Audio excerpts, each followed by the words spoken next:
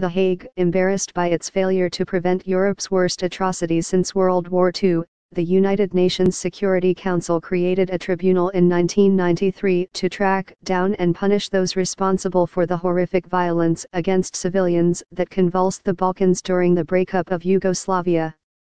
Over its 24-year life, the tribunal indicted 161 people, heard from nearly 5,000 witnesses, and met for 10,800 days.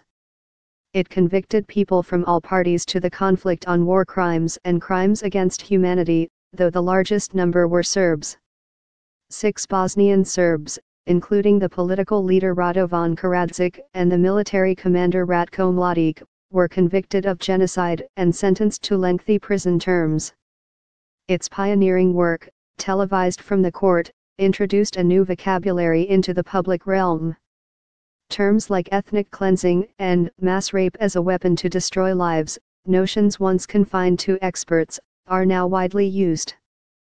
As the tribunal expanded the body of international law that had lain mostly dormant since the trials at Nuremberg and Tokyo after World War II, it spawned an avalanche of scholarship. Other courts followed it, dealing with Rwanda, Sierra Leone, Cambodia, and Lebanon. Many believe the tribunal provided the momentum for the founding of the Permanent International Criminal Court. But at a closing ceremony this past week for the court, known as the International Criminal Tribunal for the former Yugoslavia, the mood was sober. The United Nations Secretary-General, Antonio Guterres, said that accountability has taken root in our collective consciousness. But international criminal justice, he said, was still a long-term undertaking. Speaking in the medieval Knights' Hall in the presence of the Dutch king, Willem-Alexander, Serge Bram Mertz, the tribunal's chief prosecutor, said, "It seems as if today, there are more conflicts than in recent history." He added, "The need for justice is immense, but so are the political barriers."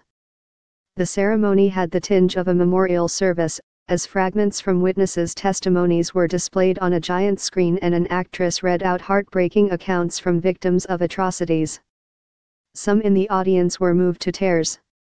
The tribunal first captured the world's attention late one night in 2001, when a helicopter dropped the man who until then was Serbia's president into the courtyard of the United Nations jail near The Hague. Slobodan Milosevic became the first former head of state to appear before a modern international war crimes court. He died in prison of a heart attack in 2006, 2 months before his trial was due to end. Prosecutors were blamed for having been overly ambitious, bringing 66 charges covering 3 wars in Croatia, Bosnia, and Kosovo which they said he had instigated. The trial of Mr. Milosevic, though, revealed government archives and evidence that contributed to a different public mindset. "When I was in law school, it was normal for dictators to retire in the south of France," said Diane Orent-Leiker, a law professor at Washington's American University. "All my students have grown up in a world where it's normal to think a mastermind of atrocities must be brought to book.